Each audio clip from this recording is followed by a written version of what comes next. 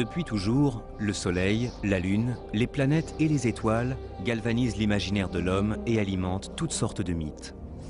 C'est pourquoi l'astronomie, l'étude des astres, est sans aucun doute la plus vieille discipline scientifique du monde. Le plus surprenant, c'est que cet intérêt pour l'astronomie a apporté bien plus à l'humanité que ce que l'on peut imaginer. L'étude des astres a permis l'émergence de nouvelles idées qui, le plus souvent, ont ensuite contribué au développement des autres sciences. Je suis professeur de physique à l'université du Surrey en Angleterre. Les idées et les théories des grands scientifiques européens tels que Galilée, Newton ou Einstein sont depuis toujours au cœur de mes travaux de recherche. Mais ce n'est pas la seule facette de mon identité. Je suis aussi irakien par mon père et je rêve d'explorer le passé dont on m'a tant parlé lorsque j'étais sur les bancs de l'école à Bagdad. Je veux repartir sur les traces de ces grands astronomes du Moyen-Âge musulman, dont les travaux ont été déterminants pour les scientifiques européens qui leur ont succédé. C'est pourquoi je me suis lancé dans un périple à travers la Syrie et l'Égypte, jusqu'aux lointaines montagnes du nord de l'Iran, pour découvrir comment et pourquoi les découvertes de ces astronomes musulmans ont pu avoir un tel impact sur le développement des connaissances scientifiques. Au cours de ce voyage, je comprendrai pourquoi ils ont été les premiers à remettre en question les postulats de la Grèce antique sur le mouvement des astres autour de la Terre. L'islam a ouvert la voie à l'un des plus profonds changements de l'histoire de la science.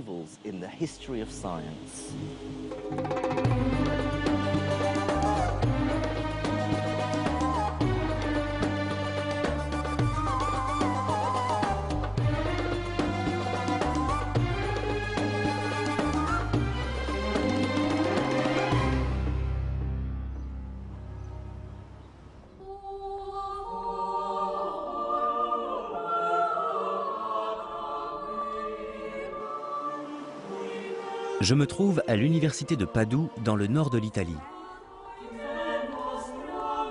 C'est ici que se trouve la preuve irréfutable que l'une des plus grandes avancées de la science européenne repose en fait sur les travaux des érudits musulmans.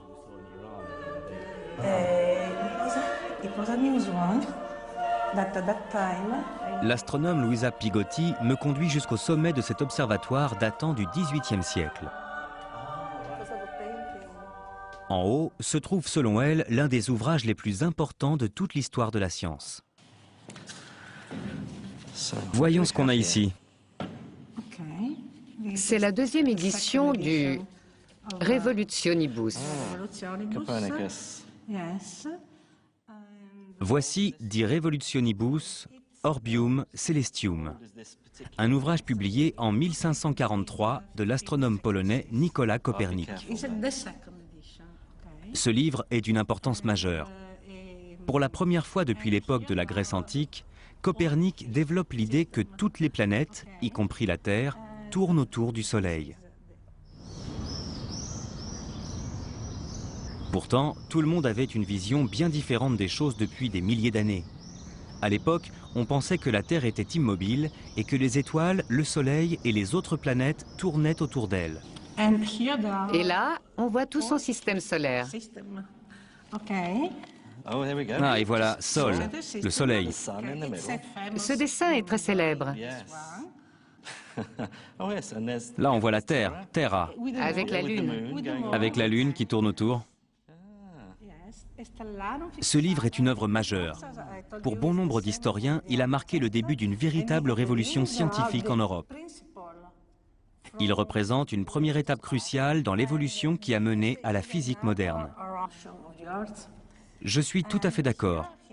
Toutefois, je trouve un peu étrange qu'aujourd'hui, personne ne parle des travaux dont Copernic s'est inspiré pour écrire cet ouvrage. Comme si toutes ces idées sortaient de nulle part.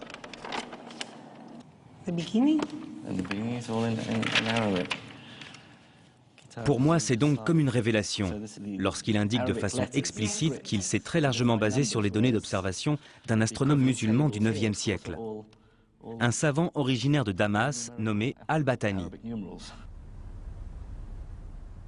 Comme tous les grands scientifiques de l'islam médiéval, Al-Battani appartenait à une culture interdisant l'art figuratif.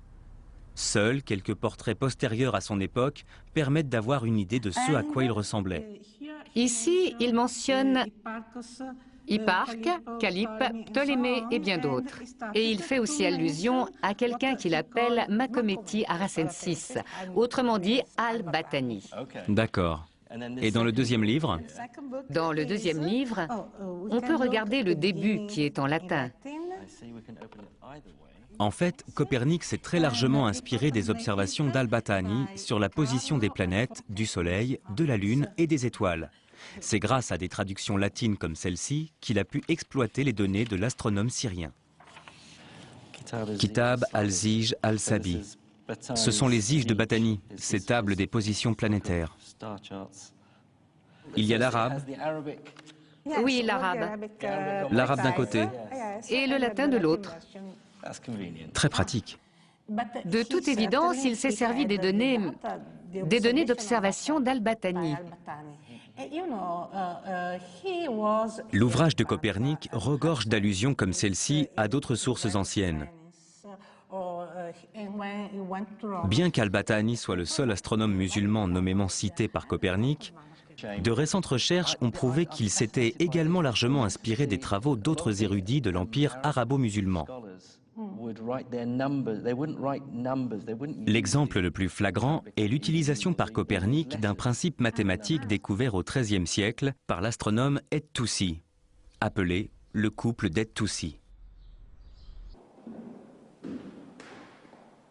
De retour en Angleterre, je compare une copie de l'ouvrage Al-Tazkira fil ilmil el-Haya d'et-Toussi avec une autre édition du Revolutionibus de Copernic. Dedans se trouve le schéma du couple d'et-Toussi, et on retrouve presque exactement le même dans le livre de Copernic, à tel point que ce sont les mêmes lettres qui marquent les points sur les cercles. Sur la figure d'et-Toussi, on trouve le alif arabe qui correspond au A. Il y a un ba qui correspond au B, un jim ici qui correspond à notre J, et au centre un dal, c'est-à-dire D. Ce sont des similitudes très frappantes. Peut-être n'est-ce qu'une coïncidence, mais cette preuve semble tout de même irréfutable. Pour ma part, je suis intimement persuadé que Copernic s'est effectivement inspiré des travaux d'et-Toussi et des autres astronomes musulmans.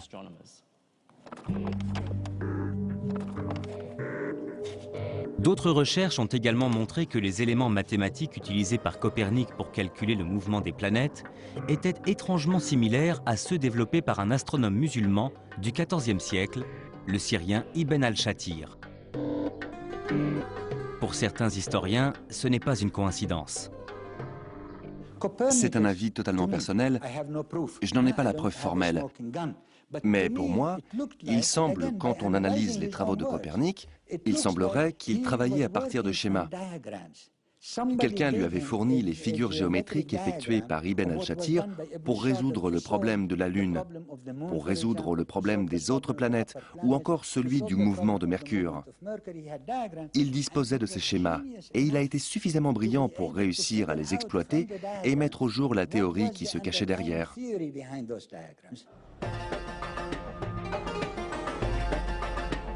Ces idées venaient donc bien de quelque part. Il semblerait que les travaux de Copernic soient bel et bien le fruit de 500 ans de recherche menée par les astronomes musulmans. C'est pourquoi j'ai voulu exhumer ce passé pour en apprendre davantage sur ces savants et leurs théories. Mais avant de partir sur leurs traces, je dois d'abord trouver la réponse à une question fondamentale. Pourquoi ces érudits musulmans s'intéressaient tellement à l'astronomie ?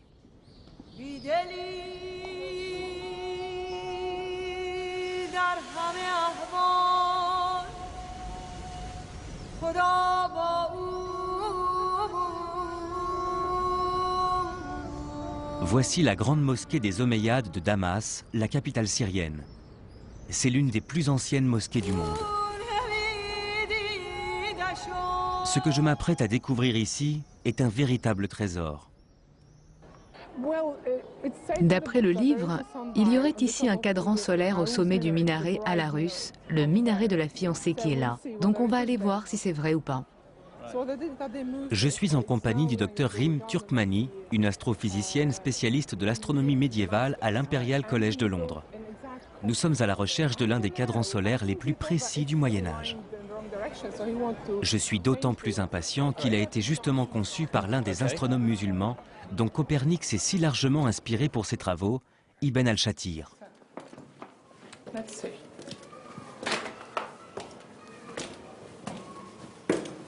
D'après les autorités de la mosquée, le cadran aurait été retiré au XIXe siècle. Mais d'après les recherches du docteur Turkmani, il en existerait une réplique exacte cachée au sommet de l'un des minarets. Nous ne sommes pas sur les traces de l'Arche d'Alliance. Mais l'idée de redécouvrir un objet vieux de 150 ans est tout de même assez troublante. Vous reconnaissez quelque chose? Je vais regarder là.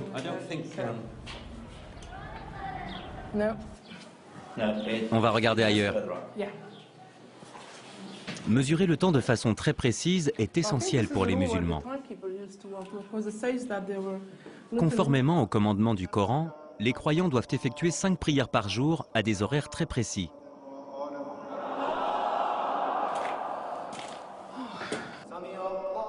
Une au lever du soleil, puis une à la mi-journée, une dans l'après-midi, une au coucher du soleil et une dernière lorsqu'il fait nuit. Depuis la naissance de l'islam, les cadrans solaires ont donc toujours été des objets indispensables dans les mosquées.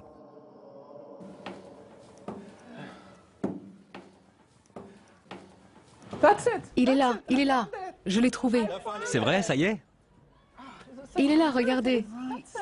Exactement comme il est décrit dans le livre. Il était caché par le pilier.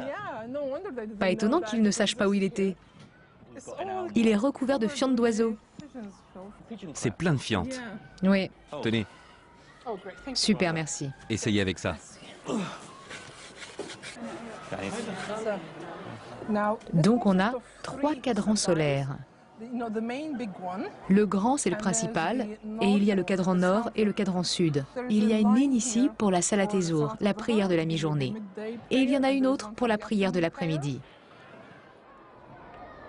Ibn al-Shatir a calculé la position de ces lignes de façon à ce que le cadran indique l'heure exacte tout au long de l'année, même lorsque la durée des journées changeait.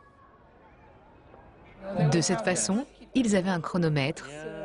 C'est très important. Donc il s'asseyait ici, il regardait l'ombre. Et quand c'était l'heure de la prière, il le signalait au muezzin pour qu'il commence son appel à la prière.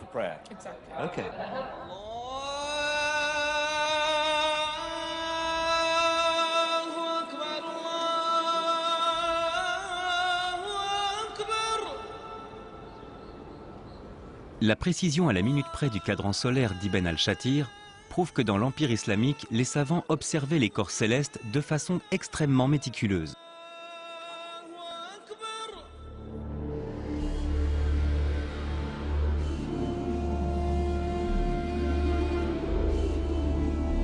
Je commence maintenant à comprendre pourquoi Copernic a pu si largement s'inspirer des travaux de ses prédécesseurs musulmans. Ils sont parvenus à établir des protocoles de mesure astronomique d'une incroyable précision. Ils ont calculé la taille de la Terre avec seulement 1% de marge d'erreur et conçu des tables trigonométriques allant jusqu'à 3 décimales.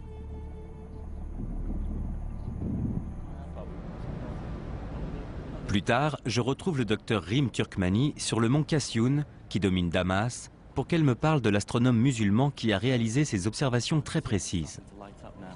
Je veux en savoir davantage sur l'homme à l'origine des tables astronomiques et des données auxquelles Copernic fait explicitement référence dans ses travaux Al-Battani. Al-Battani est né en 858 dans le nord de la Turquie. Observer le ciel pour obtenir les mesures astronomiques les plus précises possibles était pour lui une véritable obsession. L'histoire raconte qu'Al-Battani avait l'habitude d'observer le ciel depuis cette montagne. C'était son observatoire. À partir de 877, Al-Battani se consacre à un projet qui lui prendra plus de 40 ans. D'abord depuis son observatoire de Raqqa, puis de celui de Damas, il va observer le ciel pour tenter de déterminer la durée exacte d'une année orbitale. Voici une copie du manuscrit original. Je vais vous montrer le chapitre qui explique comment il a procédé pour calculer la durée de l'année. C'est le chapitre 27. D'abord, il commence par citer les données obtenues par les Égyptiens et les Babyloniens, et il donne le résultat auquel ils étaient arrivés. Les prédécesseurs d'Al-Battani avaient calculé qu'une année durait 365 jours, 6 heures et un peu plus de 10 minutes. Pour affiner ce calcul, Al-Battani va certes utiliser son ingéniosité, mais aussi cet objet, une sphère armillaire. Cet appareil lui permettait de mesurer les variations de l'ombre au cours de l'année. Grâce à ces informations, il a pu déterminer le jour précis de l'année où le jour et la nuit durent exactement le même laps de temps. Autrement dit, un équinoxe. Et il a ensuite refait les mêmes mesures pendant 40 ans. Mais ce n'est pas le plus intéressant. Il a ensuite consulté un manuscrit grec écrit 700 ans plus tôt et noté à quelle date précise de l'année son auteur avait lui aussi situé l'équinoxe. Il disposait ainsi de 2 données essentielles. Le nombre de jours entre les 2 observations, mais aussi le nombre d'années. Il a donc divisé le premier nombre par le second pour finalement arriver à un résultat surprenant. Une année dure 365 jours, 5 heures, 46 minutes et 24 secondes. Il a obtenu un nouveau résultat et il n'avait que 2 minutes d'écart avec les observations modernes. 2 minutes, la durée de l'année à 2 minutes près. Tout à fait.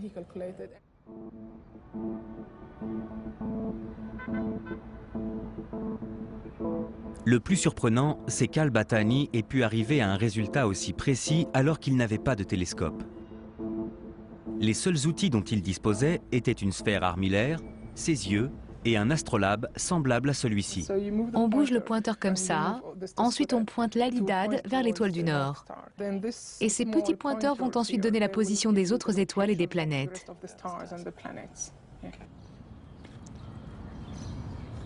Malgré des outils rudimentaires, on trouve dans les travaux d'Al-Battani un schéma extrêmement précis prouvant qu'il a trouvé une obliquité de la Terre inférieure à 24 degrés, c'est-à-dire environ un demi-degré de différence avec nos données modernes.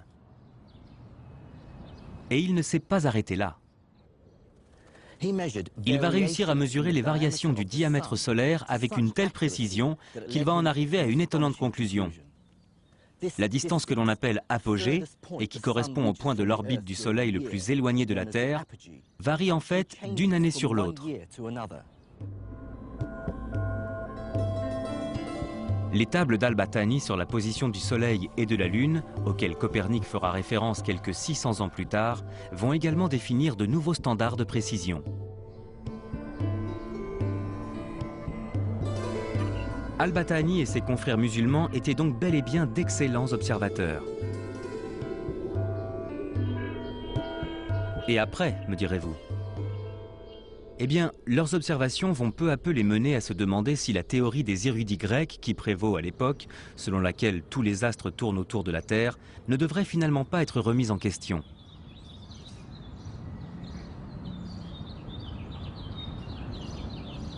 Ce postulat scientifique, communément admis depuis plus de 700 ans, se base principalement sur les travaux de l'un des plus grands astronomes de la Grèce antique.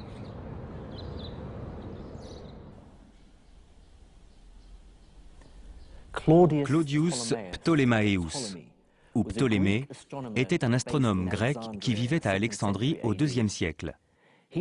Il a écrit l'un des textes les plus importants de l'astronomie, l'Almageste, un ouvrage qui reprend toutes les connaissances des savants grecs de l'époque sur le monde céleste. Ptolémée croyait que le Soleil, la Lune, les planètes et les étoiles étaient placés sur des sphères de cristal qui tournaient autour de la Terre.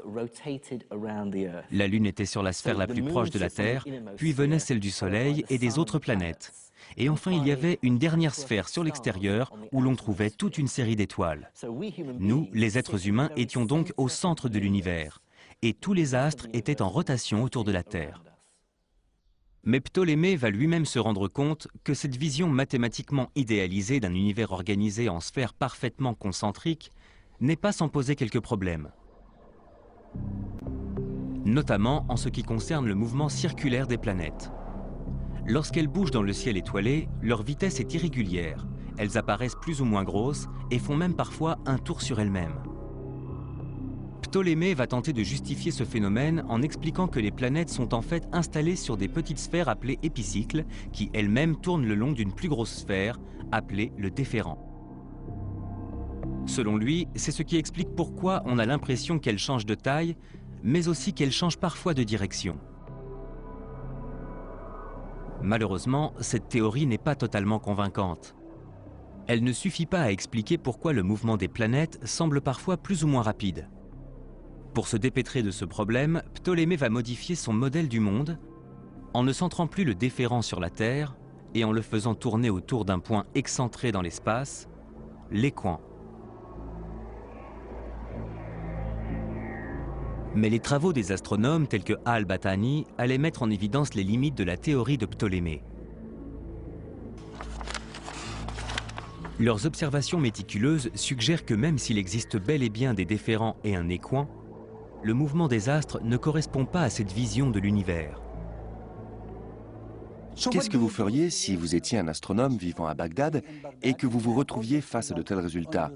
La première chose que vous vous diriez, c'est « la théorie grecque n'est pas aussi infaillible qu'on le prétend ». Et donc, ils vont se dire, si les valeurs fondamentales de la tradition astronomique des Grecs sur lesquelles nous nous basions se révèlent être fausses, alors quelles sont les autres valeurs qui le sont aussi? Ils commencent alors à remettre en question les bases fondamentales de l'astrologie, les fondements de l'astronomie et de la cosmologie de la tradition grecque. Ils vont effectivement se poser de nombreuses questions. Ce qui est frappant lorsqu'on consulte les écrits des érudits musulmans du IXe siècle, c'est l'utilisation de plus en plus fréquente du mot « shukuk », qui veut dire « doute ». Ces érudits ont montré qu'il fallait parfois savoir remettre en question des idées auxquelles tout le monde croyait aveuglément. Les doutes des savants musulmans sur l'astronomie grecque ont marqué le début du long processus qui allait finir par infirmer la théorie selon laquelle la Terre était au centre de l'univers. Douter demande beaucoup de courage et d'imagination. Mais ce que prouve surtout cette remise en question du savoir grec par les astronomes musulmans, c'est que le doute, ou shukuk, est justement ce qui permet à la science d'avancer.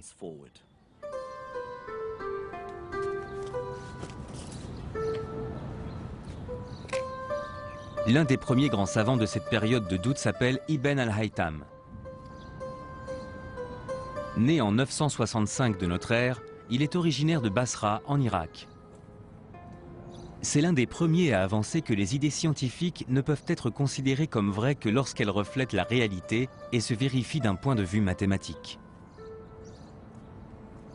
Et lorsqu'il essaye d'appliquer ce rigoureux principe à l'astronomie de la Grèce antique, il comprend immédiatement qu'elle repose en réalité sur une contradiction fondamentale. D'un côté, la cosmologie grecque prétend que tous les corps célestes tournent autour du Soleil. Et de l'autre, Ptolémée prétend dans son Almageste que si l'on veut prévoir de façon mathématique les mouvements du Soleil et des étoiles, il faut d'abord considérer qu'ils tournent autour d'un point arbitraire, le fameux équant. Ces deux affirmations se contredisent. Les astres ne peuvent pas être à la fois en rotation autour de la Terre et autour d'un point excentré. Pour Ibn al-Haytham, tout ceci n'avait strictement aucun sens. Au début du XIe siècle, il écrit un ouvrage intitulé Al-Shukuk, al-Batlamius, doute concernant Ptolémée. Dans ce manuscrit, il dissimule difficilement sa frustration et écrit « Le système de Ptolémée ne peut pas exister ». Ibn al-Haytham se dit « Tout ça est d'une totale absurdité. On ne peut pas accepter une telle théorie. » Et il va plus loin en disant « Il ne s'agit pas d'une erreur. Ptolémée savait très bien que c'était une absurdité. » Et il souligne les points qui avaient embarrassé Ptolémée lorsqu'il a construit sa théorie. Pour lui, il y a un problème fondamental dans ce raisonnement. Les Grecs savaient, Ptolémée savait qu'il partait dans une mauvaise direction. Mais pour autant, Ibn al-Haytham n'avait rien d'autre à proposer. Et il laisse entendre par là, aux autres maintenant de proposer mieux, aux autres de résoudre ce problème. Et pour moi, c'est ce qui a orienté les recherches de tous les astronomes qui allaient lui succéder.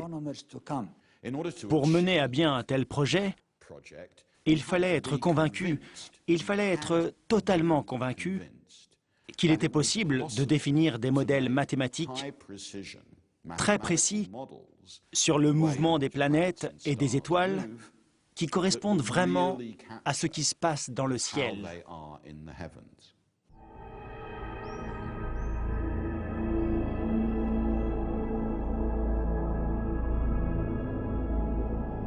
Ibn al-Haytham vient de lancer un défi aux astronomes qui vont lui succéder.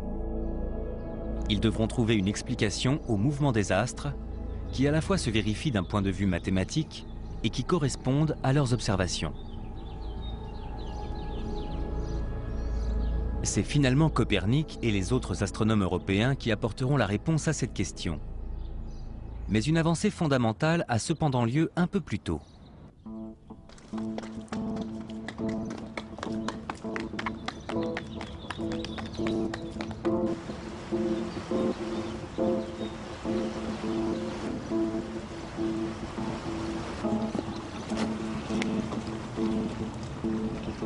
C'est au sommet de cette montagne, dans le nord de l'Iran, qu'avait élu domicile l'autre grand savant musulman qui allait influencer les travaux de Copernic, Nasir ed-Din et-Toussi.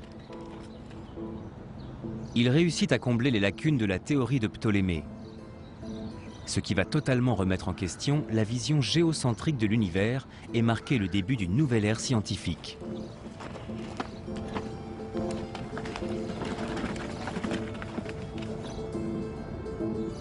Voici la forteresse d'Alamout, où et-Toussi s'était installé. Pendant de nombreuses années, cette forteresse a abrité une secte musulmane, celle des Ismaéliens. C'est un très beau lieu pour se retirer. Cette citadelle était au centre du mouvement ismaélien.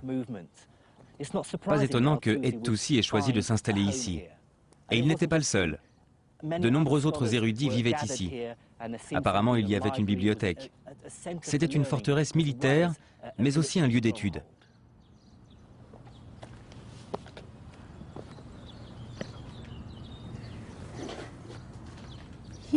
Ici, c'est la porte principale, la porte nord de la forteresse d'Hassan ibn al-Sabah. De récentes fouilles archéologiques ont révélé la présence sous la citadelle de tout un dédale de pièces et de salles d'études taillées dans la pierre, mais aussi d'une mosquée et d'habitations où vivait cette extraordinaire communauté de scientifiques et de militaires. Nous voici dans la cour de la mosquée. C'était le centre des quartiers de la garnison du château. C'est dans ces galeries étroites que et-Toussi commence la rédaction de son livre des Choukouk, son livre des doutes, Al-Tazkira, ou Mémoire sur l'astronomie. Dans cet ouvrage, il trouve la solution au premier problème soulevé par Ibn al-Haytham, à savoir comment éliminer l'équant de Ptolémée. Au lieu de considérer une sphère en rotation autour d'un point quelconque dans l'espace, et-Toussi imagine un couple de cercles imbriqués en rotation sur eux-mêmes, ce qui n'implique plus la nécessité d'un équant. Ces deux cercles imbriqués resteront connus sous le nom de couple de Toussi, un modèle mathématique que l'on retrouvera 300 ans plus tard dans les travaux de Copernic.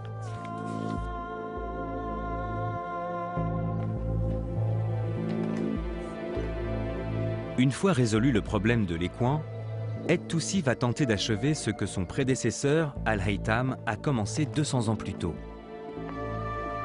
C'est-à-dire définir un système mathématique et cohérent du mouvement des astres. Mais pour y parvenir, il doit pouvoir exploiter de meilleures données d'observation, ce qui nécessite un équipement plus important et plus performant que celui dont il dispose à Alamout. Survient alors un événement qui va bouleverser la vie d'et-Toussi. L'invasion mongole.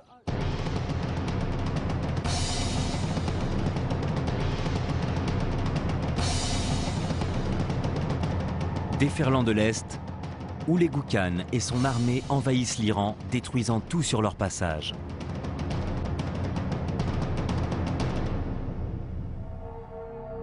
En 1225, les Mongols atteignent la forteresse d'Alamout et tentent de s'en emparer. Et-Toussi va alors déployer des trésors de diplomatie qui vont lui permettre d'échapper au massacre, mais aussi de satisfaire ses ambitions scientifiques. Il va rendre visite au chef mongol et profiter de sa profonde croyance en l'astrologie.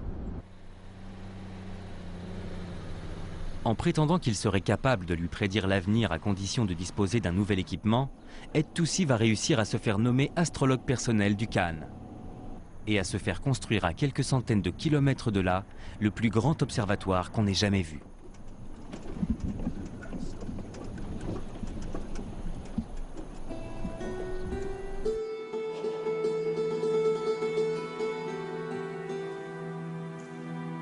Voici tout ce qu'il reste aujourd'hui de l'observatoire de Maraga. Le principal instrument d'observation était caché sous le dôme de l'observatoire. Le nouvel observatoire d'Et-Toussi se composait d'un unique et immense bâtiment. À l'intérieur se trouvait un imposant arc en métal, une sorte de bras armillaire de 10 mètres de haut. Sur ses bords étaient inscrites les graduations des angles en degrés et en minutes. Les scientifiques alignaient l'astre qu'ils étudiaient avec un point situé au centre de l'arc. Il leur suffisait ensuite de lire les graduations pour connaître de façon précise la position exacte de cet astre dans le ciel.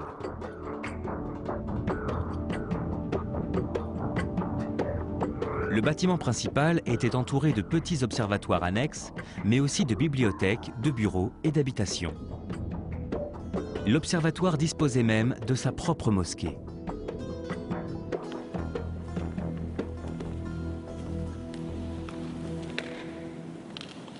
C'est un peu frustrant qu'il ne reste presque plus rien de cet observatoire. Il faut vraiment avoir de l'imagination pour se faire une idée de ce à quoi il ressemblait à l'époque. Ce qu'Et-Toussi a construit ici n'était ni plus ni moins que le plus grand observatoire du monde. Et il l'est resté pendant 300 ans. Et, tout comme n'importe quel institut moderne de recherche internationale, cet endroit a accueilli les plus grands astronomes du monde, des savants venus de très loin, du Maroc et même de Chine. Il devait vraiment régner ici une véritable effervescence.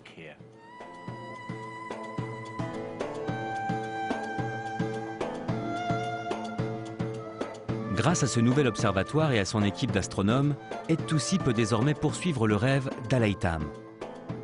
Tenter de définir un modèle planétaire plus cohérent que celui de Ptolémée. Ses confrères et lui vont d'abord s'attaquer aux mathématiques. En plus du couple de Toussi, ils inventent d'autres systèmes du mouvement des astres. Grâce à ces nouveaux systèmes, ils peuvent calculer de nouveaux modèles mathématiques correspondant au mouvement de la plupart des corps célestes. Mercure, Vénus, Mars, Jupiter, Saturne, mais aussi le Soleil et la Lune.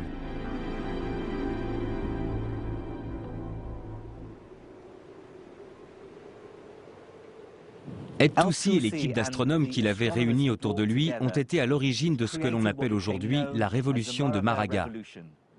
Une véritable révolution scientifique qui allait rendre totalement obsolète la vision de l'univers de Ptolémée. Ce qu'ont fait les savants et les astronomes comme At-Toussi, c'est qu'ils sont parvenus à modéliser de façon cohérente l'astronomie d'un point de vue mathématique, et ce avec une exactitude sans précédent. Grâce à des instruments beaucoup plus précis que ce qui avait été construit jusque-là, pour prévoir à plus long terme le mouvement des planètes et des étoiles, ce que personne n'avait jamais réussi à faire jusqu'ici. C'est pourquoi quand on parle de Maraga ou Alamut, on peut à mon sens dire qu'il y a eu un véritable bond en avant en ce qui concerne le niveau et l'efficacité de l'astronomie mathématique.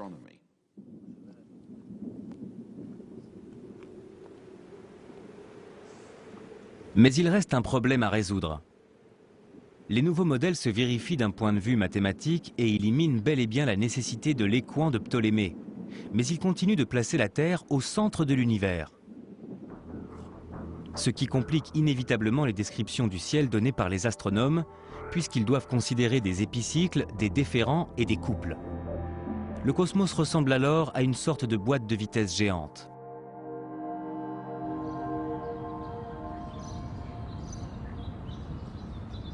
Il va falloir une bonne dose d'imagination pour franchir une étape supplémentaire dans cette aventure. Et cette nouvelle étape va être franchie à 3200 km d'ici.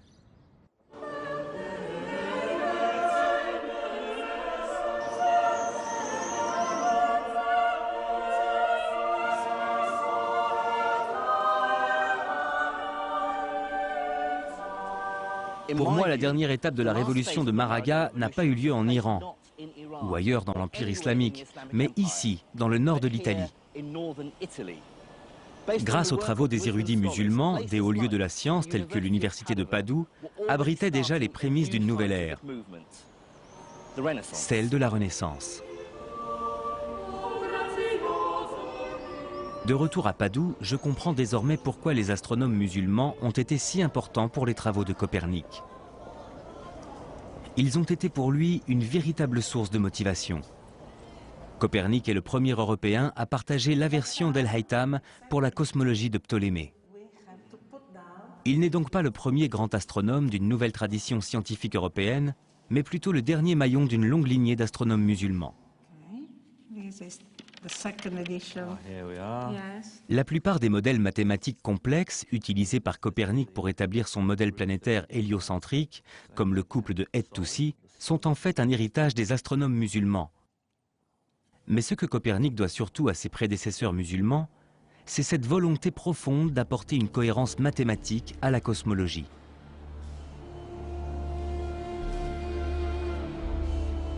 Les idées de Copernic vont marquer le début d'une ère d'avancées scientifiques qui déboucheront sur la découverte de la gravité par Sir Isaac Newton. Entre les mains de Newton, le rêve que caressait Ibn al-Haytham d'une astronomie rigoureuse et mathématique qui correspondrait aux observations expérimentales va enfin se réaliser.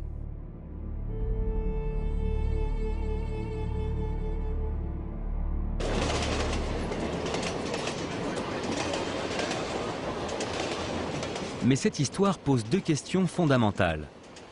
Pourquoi le grand projet scientifique entamé par les astronomes musulmans s'est-il achevé en Europe et pas au Moyen-Orient?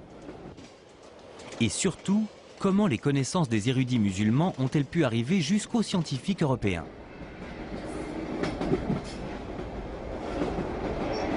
La réponse à ces questions se cache dans l'une des plus belles villes du monde. La reine de l'Adriatique, Venise.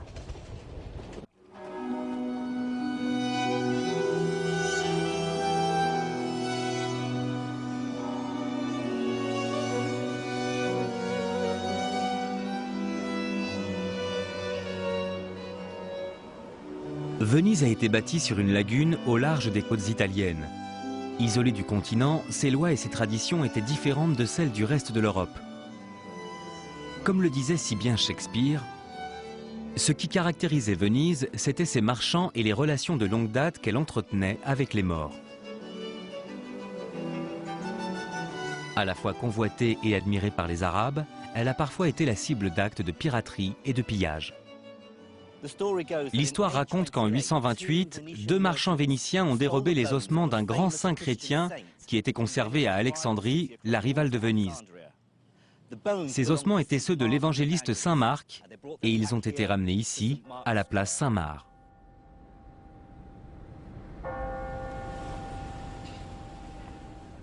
Le commerce avec les morts a apporté non seulement à Venise la prospérité, mais aussi une ouverture sur les idées et les coutumes venues d'Orient, comme me l'a montré le docteur Vera Constantini.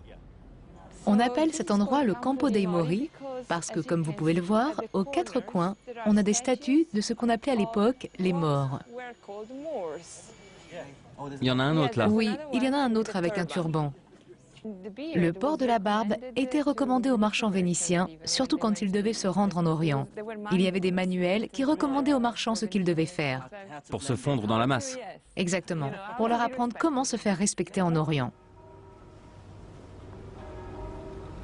Avec l'intensification du commerce entre les Vénitiens et leurs voisins musulmans, l'influence de l'islam se fait de plus en plus forte. La tradition arabe du café devient par exemple extrêmement populaire. Tout comme les arcs et les ornementations caractéristiques de l'art architectural islamique. Je voulais aussi vous montrer le palais Mastelli, le palais du chameau. À l'époque où les Vénitiens commerçaient avec l'Orient, l'unité de mesure, le poids des marchandises que l'on pouvait charger sur un dromadaire était le carico. On utilisait exactement la même unité de mesure qu'en Orient, sauf que là-bas, on appelait ça le youk. Ce n'est pas une coïncidence Non, pas du tout. qu'ils aient importé cette unité. De mesure, tout à fait. Ces liens commerciaux avec l'Orient allaient favoriser l'arrivée des livres arabes. Le célèbre ouvrage sur l'algèbre datant du 9e siècle d'Al-Khwarizmi sera traduit en latin au 12e siècle. C'est également au cours de ce même siècle que les tables astronomiques font leur apparition. Le célèbre canon de la médecine d'Avicenne sera pour la première fois publié en Occident au 15e siècle.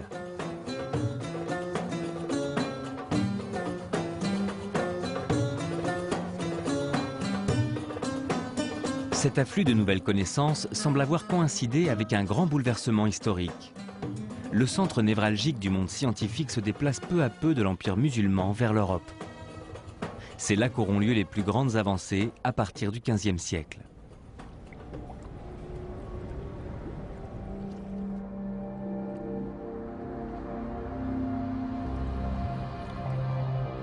Le professeur Angela Nuovo de l'université d'Udine m'a fait découvrir un objet symbolisant parfaitement ce bouleversement. Sa surprenante découverte apporte la preuve irréfutable de ce changement, mais permet aussi de mieux le comprendre.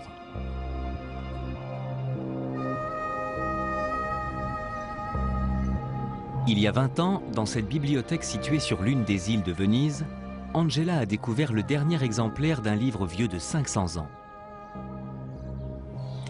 Qu'est-ce que vous avez ressenti? C'est une immense découverte. J'étais vraiment très émue. C'était au mois de juillet, il faisait très chaud, un peu comme aujourd'hui. Il faisait même plus chaud. Et pourtant, quand je l'ai trouvé, tout d'un coup, j'ai eu très froid. C'était vraiment un moment inoubliable. Cet été-là, Angela a découvert la première impression du livre saint des musulmans, le Coran.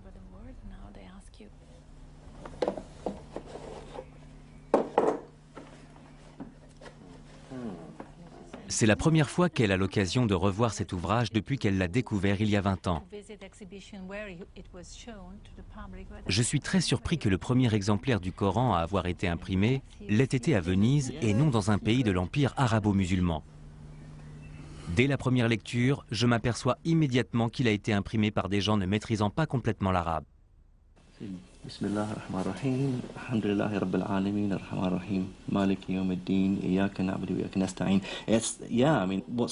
qui me frappe, c'est que c'est écrit d'une façon...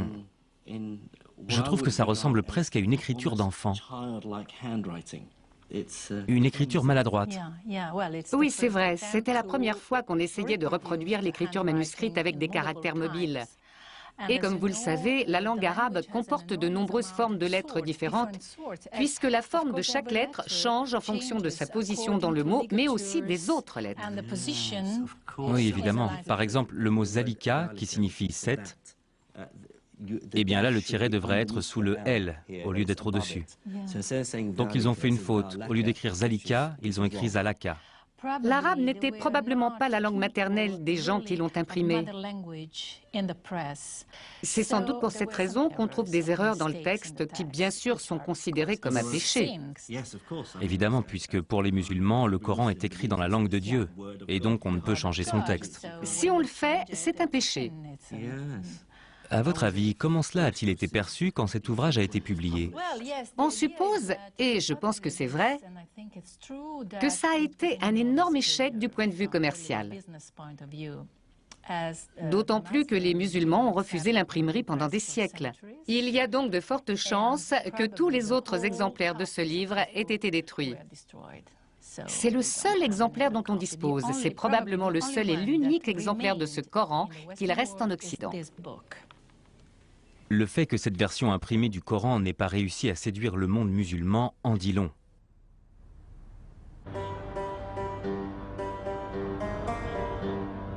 C'est justement la précision de la langue arabe qui avait permis le développement des sciences dans l'empire arabo-musulman 800 ans plus tôt.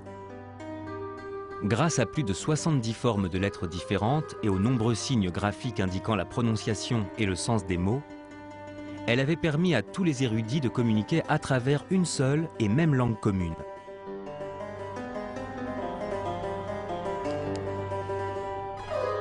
L'arrivée de l'imprimerie aurait logiquement dû faciliter la diffusion du savoir. En Occident, l'impression de livres en latin favorise effectivement un mouvement de renouveau scientifique. Mais à cause de ses nombreux signes et de sa graphie, l'arabe est beaucoup plus difficile à typographier que le latin, ce qui freine considérablement la diffusion des écrits du monde islamique.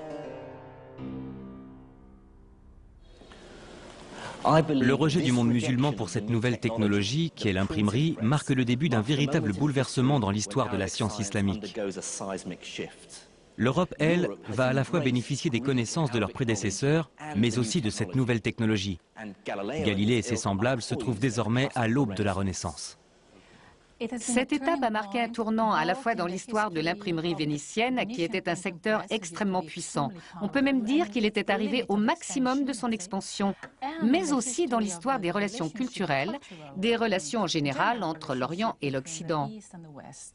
Accepter l'imprimerie, ça voulait aussi dire accepter l'une des premières grandes innovations technologiques. Et c'est là que l'histoire des deux mondes va commencer à se séparer.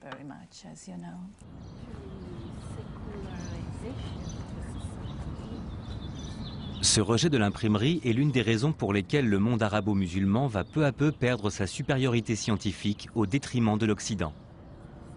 À la même période, le monde est en pleine mutation, ce qui a également des répercussions sur le développement scientifique.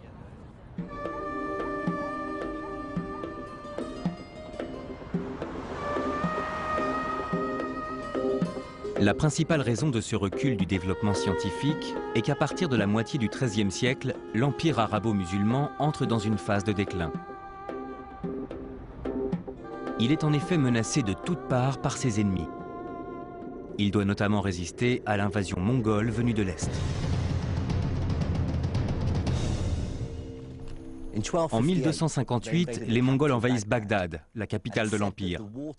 L'histoire raconte que pendant des jours, les eaux du Tigre et de l'Euphrate étaient noires à cause de l'encre de tous les livres qu'ils ont détruits. Mais l'Empire devait aussi résister à une menace venue de l'extrême ouest.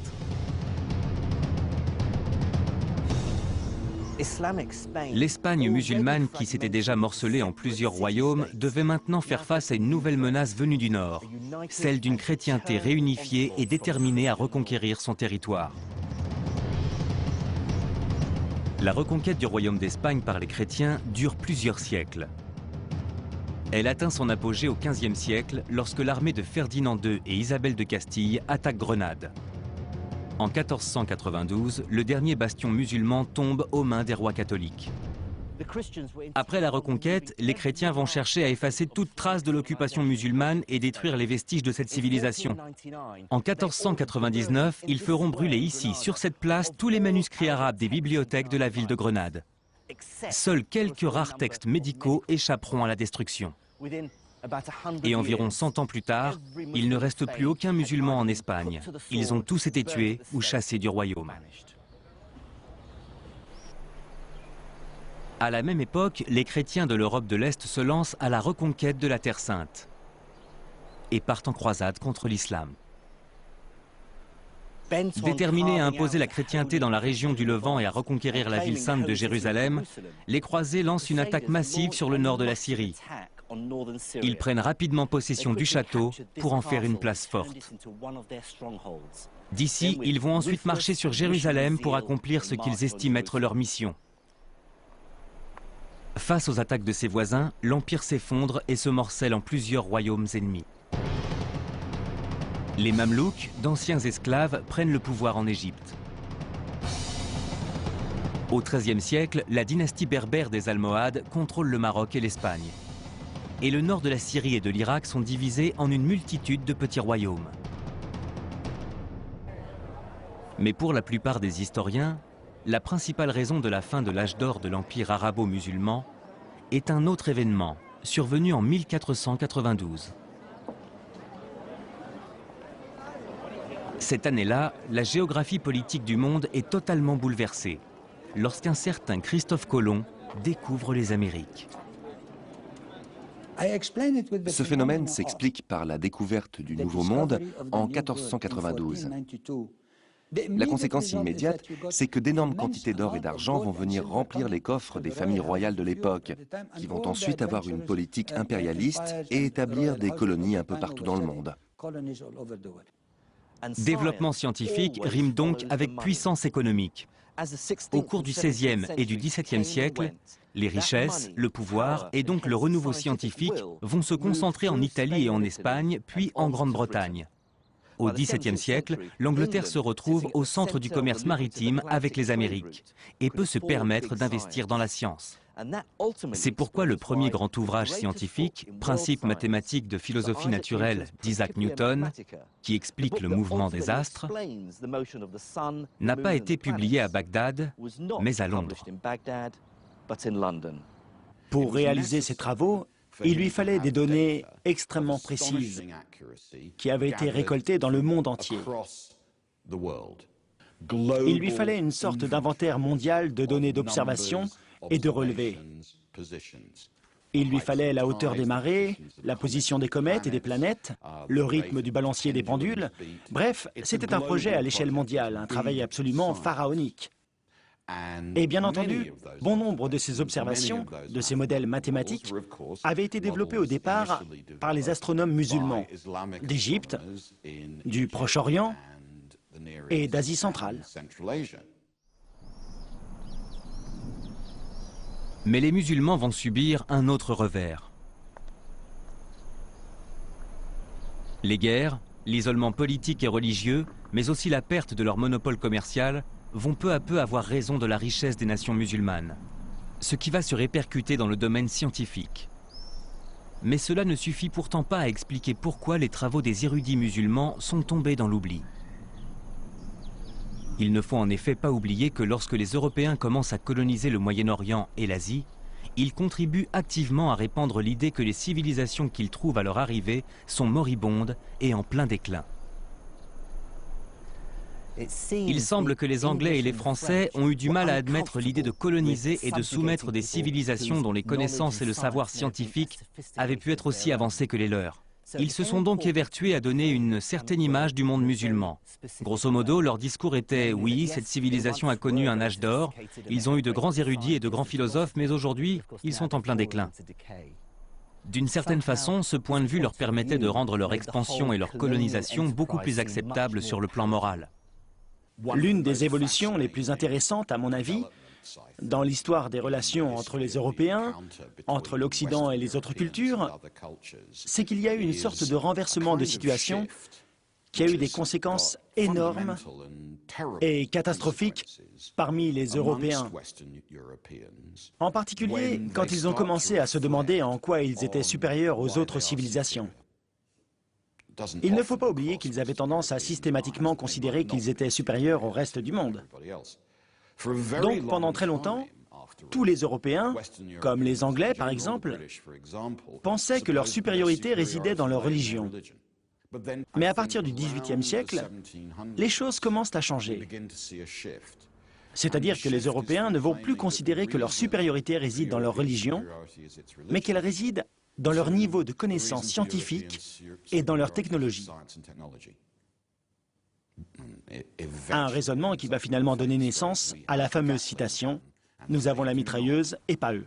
Les Européens de cette époque voulaient bien plus ou moins admettre que par le passé, la civilisation musulmane avait par exemple effectivement été à l'origine de grandes avancées dans le domaine scientifique.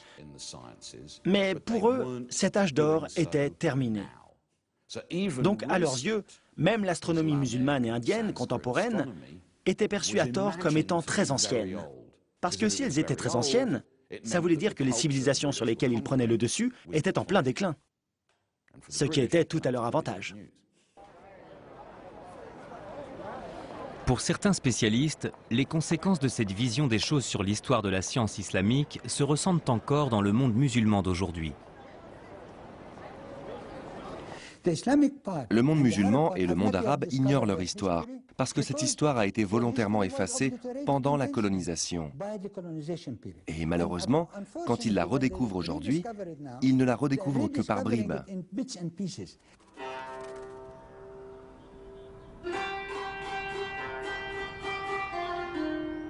Voilà pourquoi aujourd'hui les grands observatoires des astronomes musulmans ne sont plus que des ruines.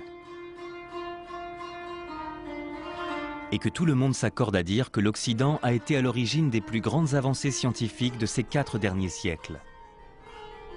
Mais cela ne veut pas pourtant dire que le monde arabo-musulman n'ait plus rien à apporter à la science. Certains pays mènent aujourd'hui des recherches scientifiques très pointues. Je me trouve à l'Institut Royan de Téhéran, un institut qui mène des recherches sur les cellules souches, mais aussi sur les traitements contre l'infertilité et le clonage.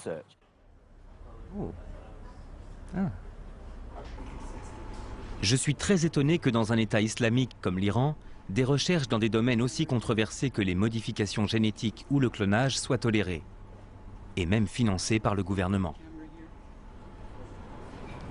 On utilise ces cellules lorsqu'une partie du cœur ne fonctionne plus, ce qui peut mener à une insuffisance cardiaque.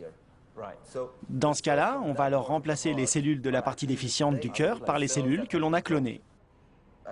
On utilise également le clonage pour créer des animaux, dont le lait pourra par exemple avoir des vertus thérapeutiques, de façon à ce que le malade puisse se soigner en buvant le lait de cet animal. Étant donné la levée de boucliers provoquée par le génie génétique au sein de la communauté chrétienne, j'ai été très étonné de constater qu'ici, à Téhéran, l'Institut dispose d'un imam pour conseiller et guider les scientifiques dans leurs recherches. Et ici, à l'Institut Royan, nous avons un comité d'éthique médicale et chaque projet de programme de recherche est au préalable examiné par ce comité. Nous étudions les différents aspects des projets touchant au génie génétique ou à la culture de cellules souches pour pouvoir déterminer si ces recherches sont justifiées ou non et si elles sont acceptables d'un point de vue éthique. Je ne suis pas suffisamment expert en génétique pour pouvoir évaluer la qualité de ces recherches. Mais une chose est sûre, ici je me sens comme un poisson dans l'eau. Quelles que soient les divergences politiques et culturelles que l'on puisse avoir avec la République islamique d'Iran, je me suis tout de suite senti comme chez moi dans ce laboratoire au milieu de mes confrères iraniens. Les hommes n'ont aucune prise sur les lois de la nature. Les scientifiques de l'islam médiéval l'avaient bien compris et ont parfaitement su l'exprimer à travers leurs travaux. Au IXe siècle, Al-Khwarizmi a synthétisé les connaissances de la Grèce antique et de l'Inde pour donner naissance à une nouvelle forme de mathématiques, l'algèbre. Le scientifique Ibn Sina a été le premier à répertorier et à rassembler dans un seul et même ouvrage toutes les connaissances médicales de l'époque, contribuant ainsi à la naissance de la médecine en tant que discipline. Dans les montagnes reculées d'Iran, des astronomes comme Et-Toussi ont ouvert la voie aux scientifiques occidentaux qui utiliseraient leurs travaux des centaines d'années plus tard. La quête acharnée des scientifiques musulmans pour la vérité, quelle que soit son origine, est parfaitement résumée par Al-Kindi, un philosophe du IXe siècle qui a écrit « Nous ne devons pas avoir honte d'admirer la vérité et de l'accueillir d'où qu'elle vienne, car il n'y a rien de plus important pour celui qui cherche la vérité. Personne n'est avili par la vérité, au contraire, on est ennobli par elle. »